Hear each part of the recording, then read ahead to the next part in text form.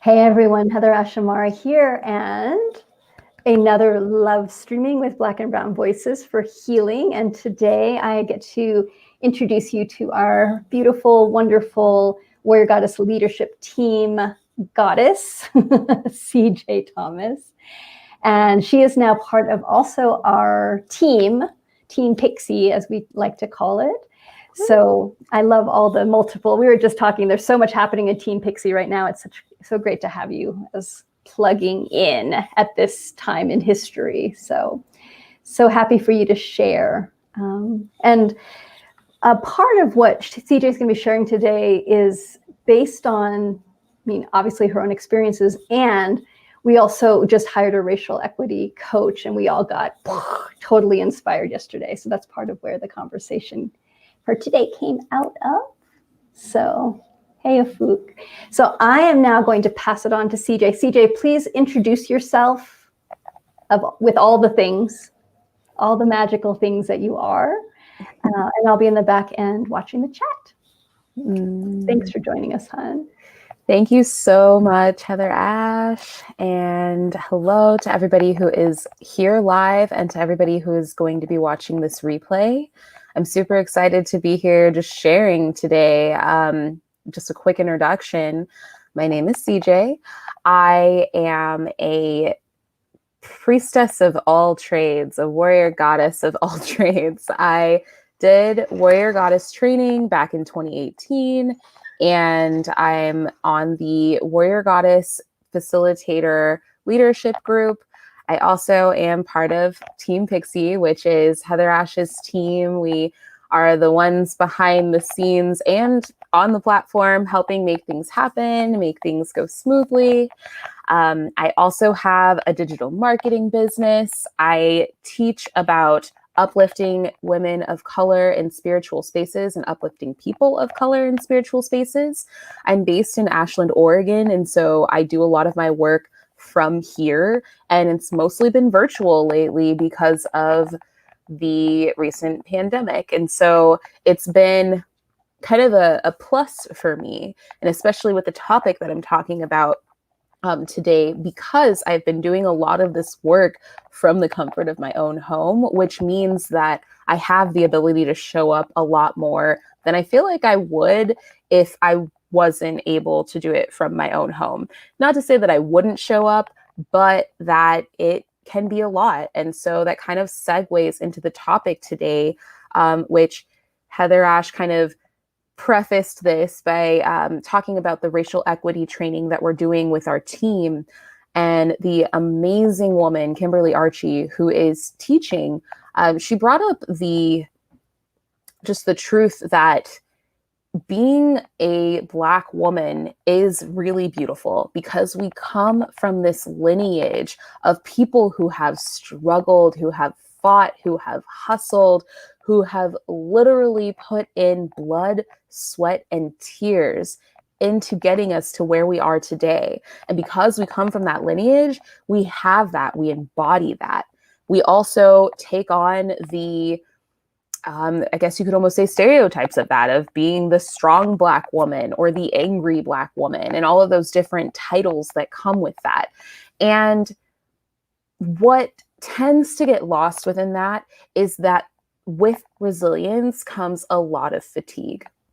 And it's a conversation I've had with other women of color that I know, and just something that I'm constantly coming to within myself of, there's still so much work that needs to be done, and I am so tired.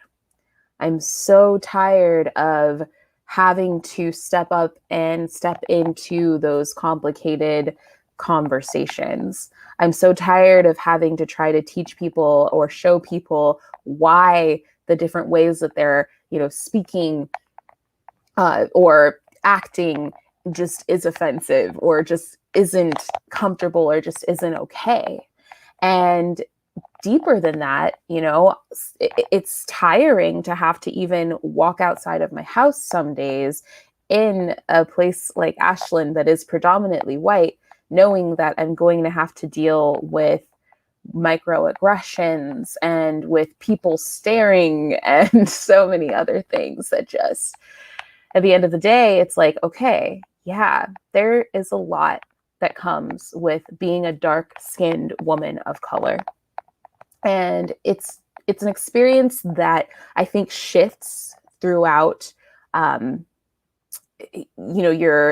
spectrum. There's a spectrum for it. So sometimes it can be that the fatigue is that you're a woman of color, but you're white passing. And so you're constantly trying to live between two worlds and, represent your lineage and also deal with all of the things that come with fitting into a society that sees you as a white person, and the things that may be said that you don't agree with or that are offensive, but you have to deal with it anyway. And of course, I don't want to go too deep into that experience, because my thing is I'm always making sure that I'm not speaking too much on experiences that are not my own. But that is something that I've heard from friends of mine. And so there is that struggle and that piece that causes the fatigue. And there's so much resilience in my mind that it takes to show up to that.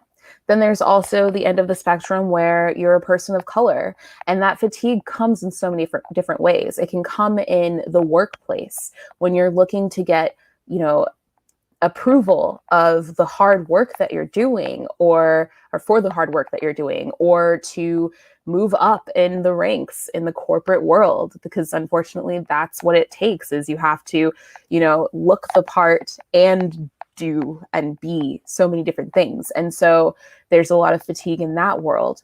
There's fatigue in terms of being a Black woman who is, if we're looking at the more heteronormal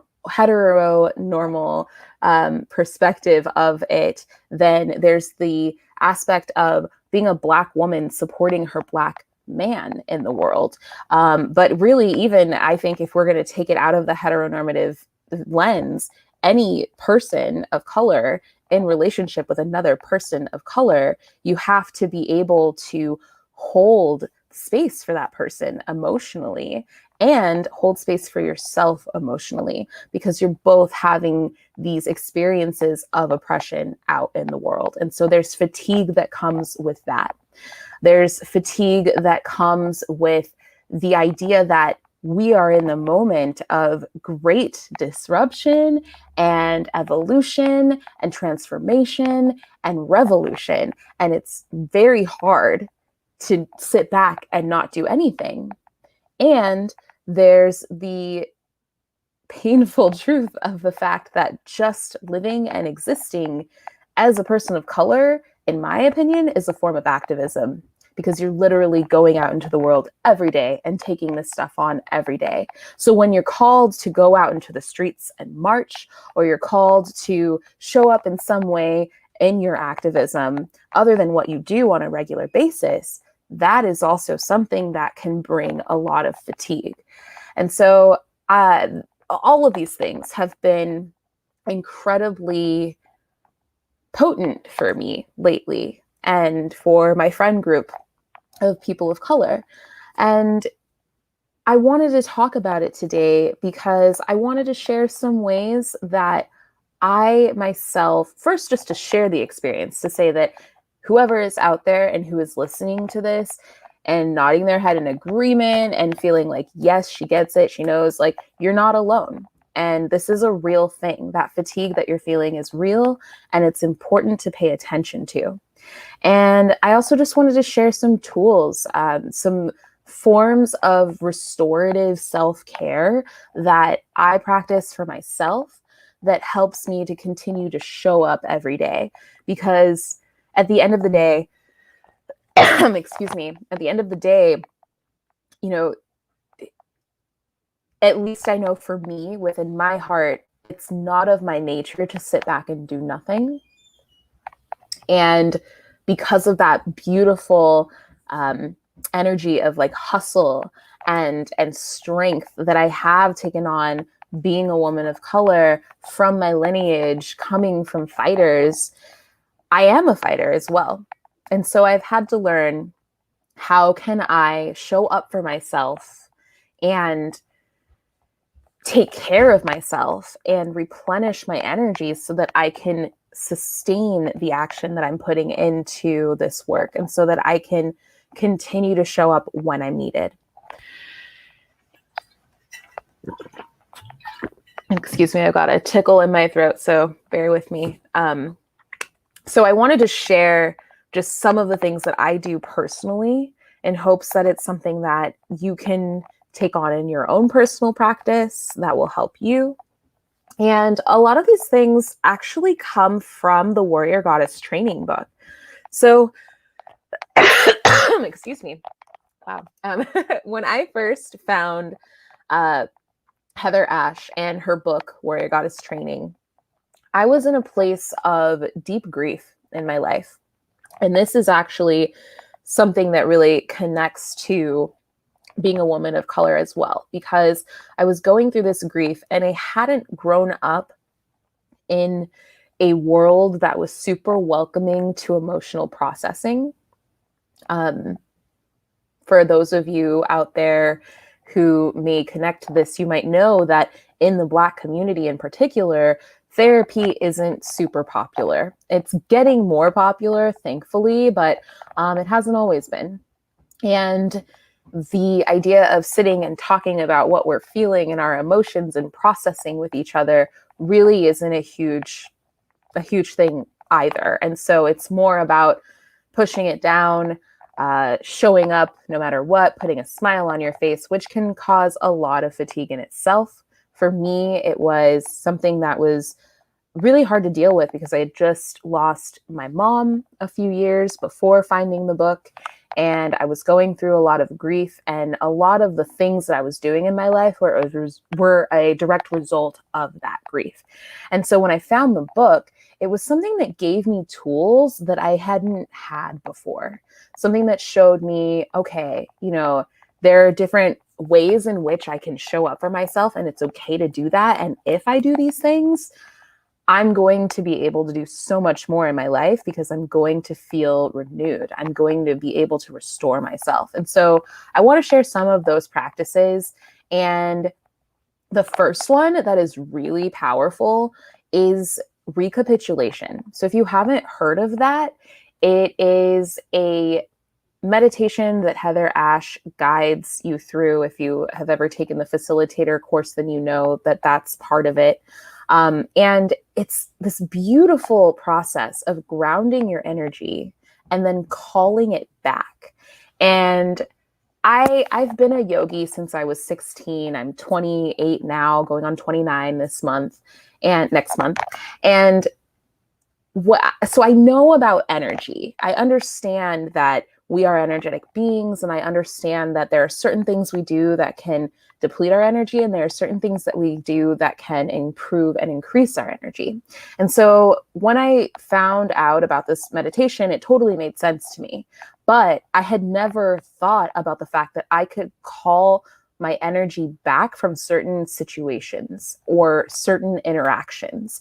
And I didn't really think about the fact that those certain interactions that I would get into were keeping my energy when I left the space. And so that was something that once I learned how to recapitulate, it really changed a lot for me. And it would be my morning practice. At the time, I was working in an office, and I was in customer service, and it wasn't my calling. I loved my job, but there were a lot of things about it that did take a lot of my energy. And I was in this space where I just would feel certain microaggressions, and I didn't know how to keep my confidence in the face of them. And so I would do my recapitulation practice in the morning before work, and it was amazing. And sometimes I would do it at night before I fell asleep. And so I would ground my energy, connect to a source that was bigger than me. And so for me, that's always been the moon. I very much resonate with the moon, the cycles and the shifts of the moon. And so I would imagine myself connecting to the energy of the moon and using its gravitational pull to pull my energy back from where it has been left or had been left in that day and back into my body. And the result of that was incredibly amazing. It was something that helped me through a relationship that I was struggling with, where I felt like I was losing my power. And it helped me through just so many different things, and it still does. And so I recently started a Black and Indigenous people of color new moon circle. And this is a practice that we take on before we drop into our practices for the new moon circle, because it's so important to be able to be fully aligned and fully in your power before you start to, release what doesn't serve you or call in things that you're looking to create in your life. And so just calling that energy back, it makes a huge difference. And so when we're talking about restorative self-care practices, I feel like that one should be at the top of the list all the time. Another one is actually one that I learned from Heather Ash when we were talking one-on-one. And I wasn't fully specific about it in our conversation because it was something I was still kind of figuring out. But I realized that when I would go out into town, I didn't grow up in Ashland, Oregon. And so I wasn't really used to being in a place that lacked the diversity that it lacks here. And it's getting better, but it's still not as diverse as it could be. And so I would go out into these spaces and experience those different energies of what it's like to be one of the only people of color in a predominantly white space. And I realized, my energy is just so drained when I go to the grocery store. And I always seem to get all of this attention that I just don't always want or really need at that time. And she told me, she was like, do you cloak your energy? And I was like, no, what does that mean? And it was like this really amazing thing that I had never heard of. But when she told me about it, it made a lot of sense. And so this is another way that I think is really important to restore and also maintain your energy. And it's the idea of cloaking. And so the way that I like to visualize it is that I am this light. I'm a huge, bright light in the world. And I am sending out energy all the time. And without a shield, I'm also able to take in other people's energy.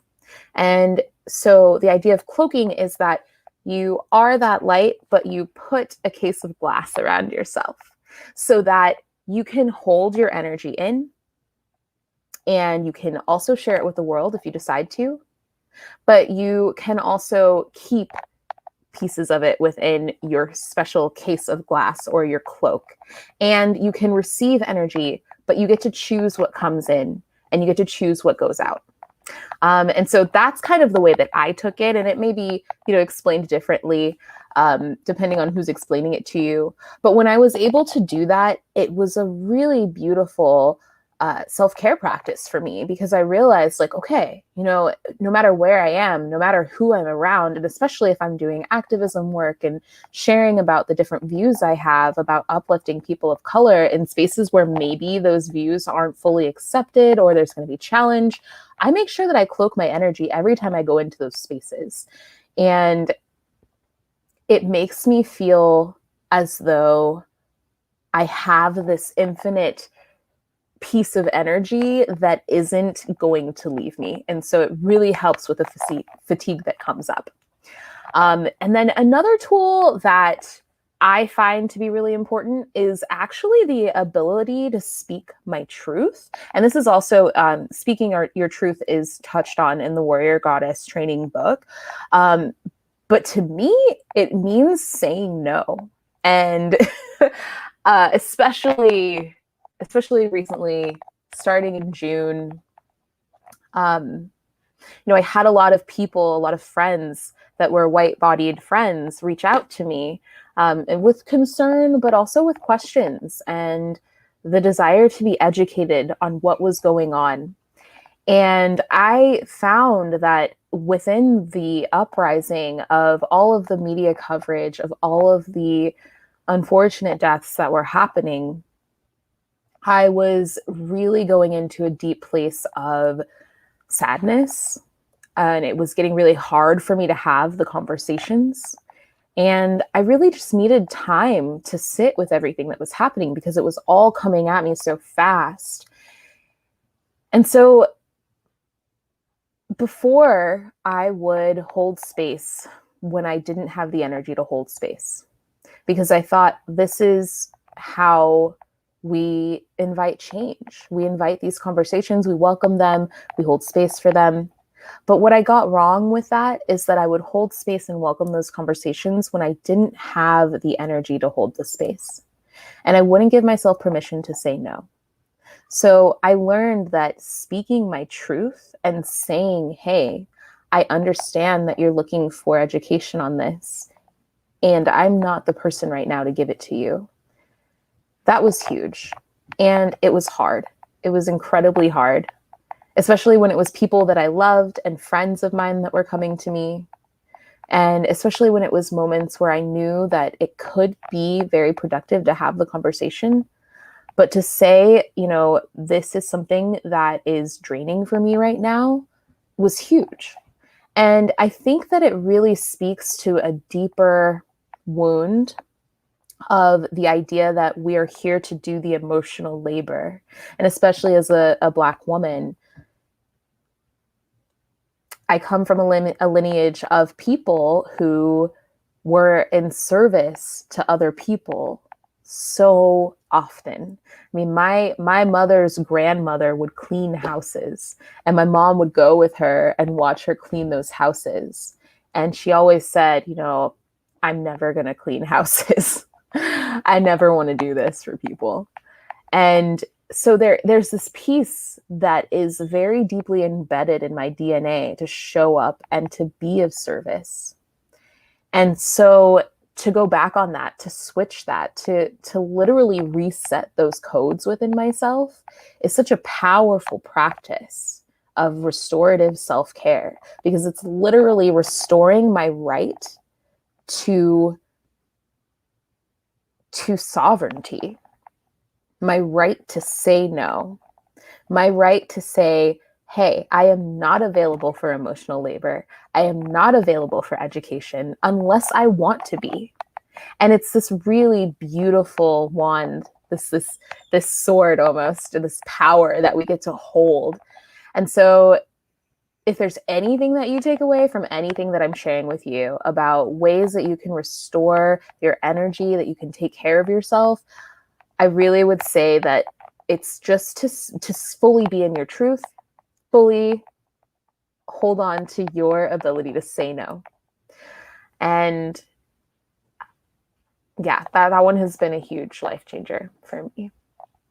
And it's one that I'm still working on, but it's been something that has helped me to really be able to show up when I want to and when I feel it's most important.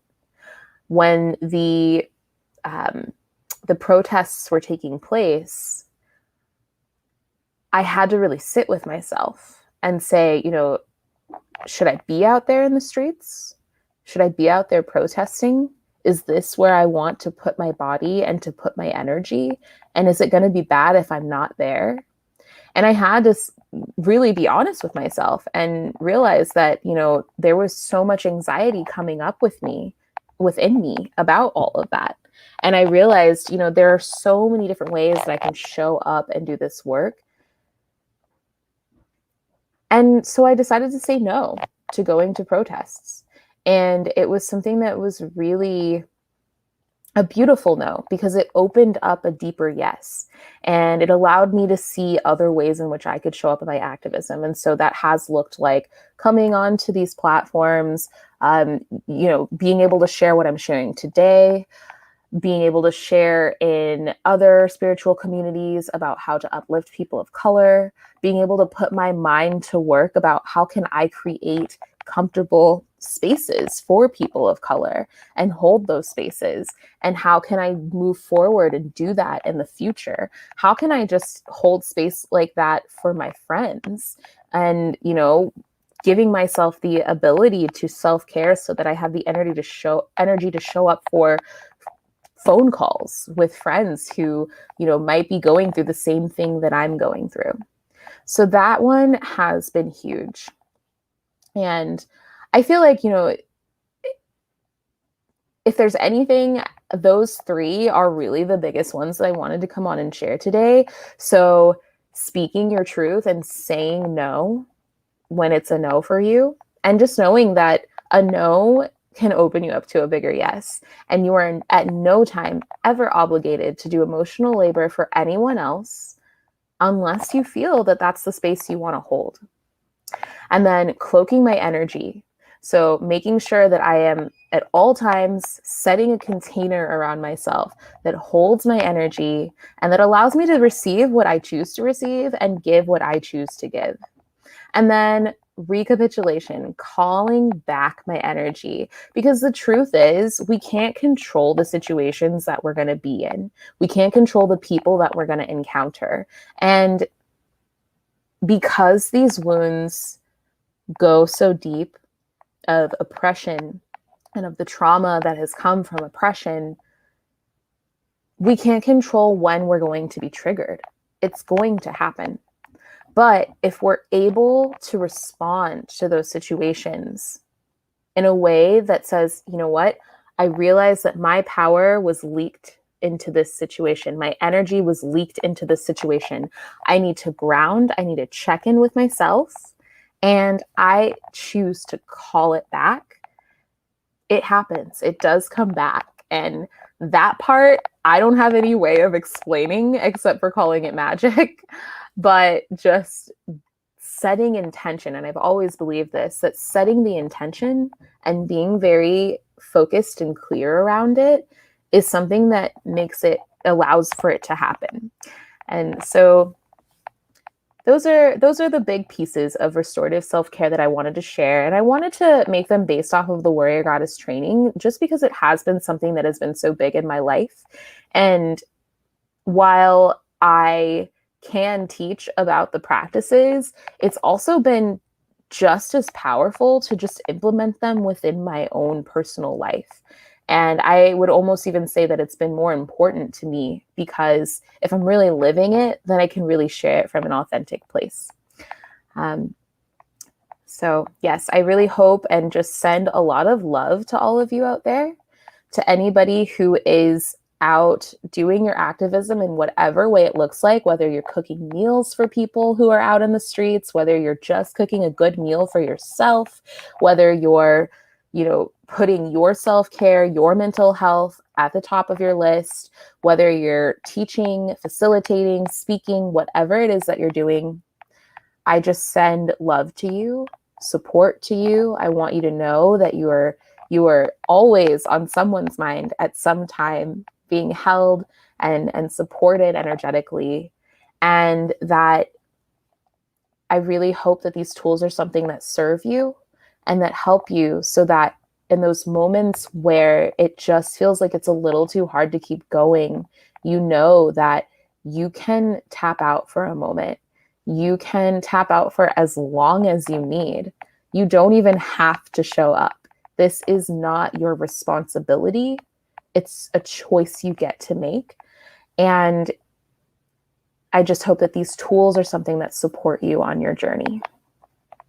And I want to thank Heather Ash for allowing me to come onto this platform, as well as all of the other amazing women of color that you have provided space for. This is how we really promote that change that we're looking for, is making sure that all of our stories and all of our voices are heard. And I really appreciate you for seeing that, honoring that, and supporting that. So thank you. Thanks so much, CJ. It's been such an honor to be able to open up the platform to so many incredible women like you. So thank you, human beings. Yeah. And it's when I first started doing the love streaming, because I'm going to be pausing the love streaming for a little bit because I'm working on a podcast, and CJ and I are going to talk soon about the podcast. And I'll give you guys the little, we're probably going to call it Warrior Goddess Revolution.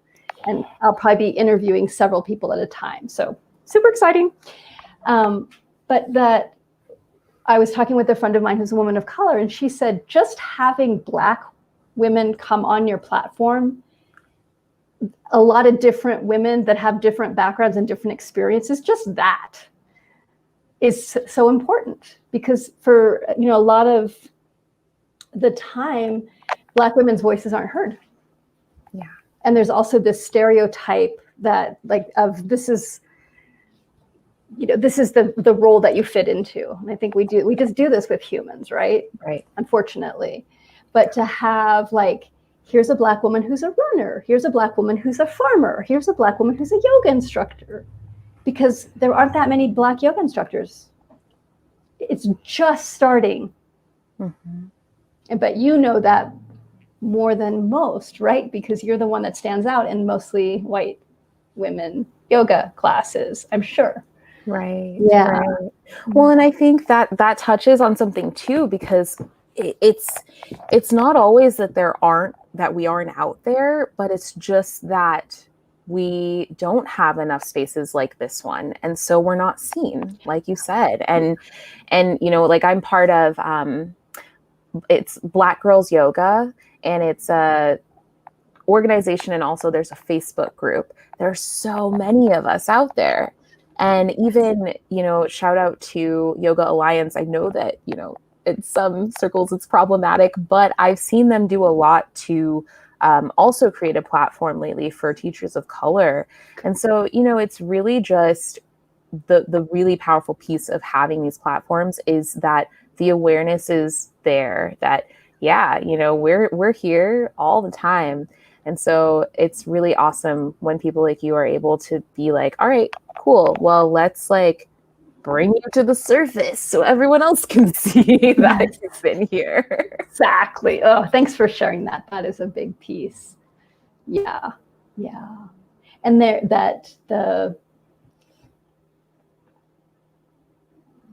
just made me think, I can't remember her name. Is it Jessalyn, she's one of the few Black women yoga instructors that I know that has a big platform.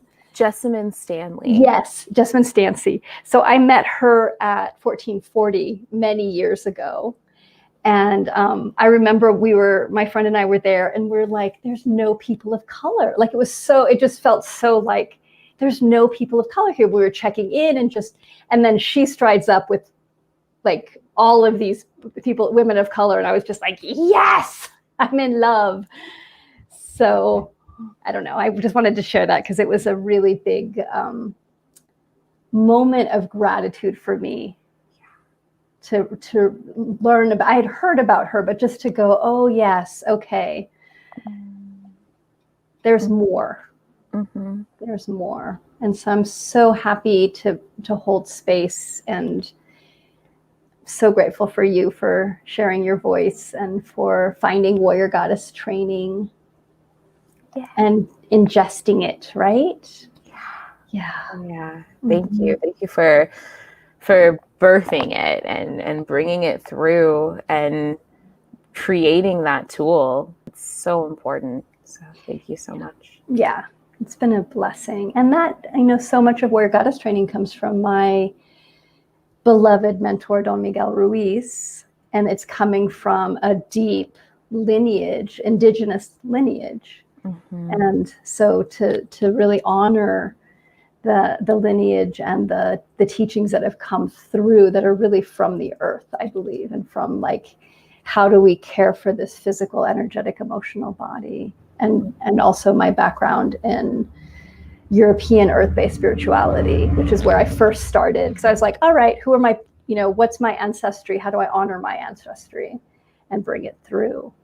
So yay to the earth for giving us the tools. Absolutely. Thank you. And thank you for sharing that, because I feel like it's very To me, it's very clear when I read the books and do the practices, because it does seem like such a universal practice that also applies to so many things. And we've talked about this before, where I'm like, this is also, to me, like a social justice model.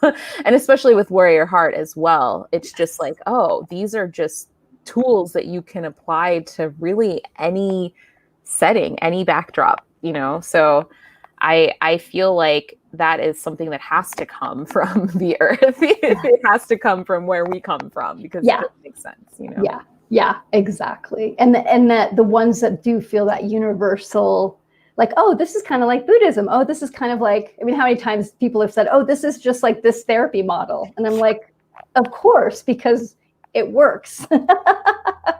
It's all connected. It's all connected. Yes, exactly. It's all connected. Good.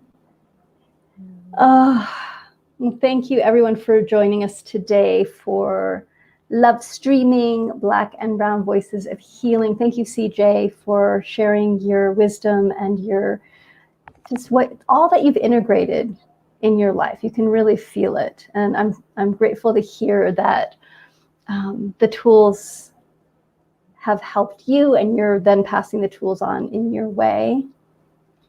So it was fun to hear those three, because those are the big ones: energy, truth, presence. Absolutely. Thank you so much for having me. Absolutely. All right, loves. Everybody take good care of yourself. Restorative self-care. Oh, I love those two words together. Mm-hmm. So more of that for all of us. Many, many blessings, everyone. Thanks, EJ. Thank you. Mm-hmm.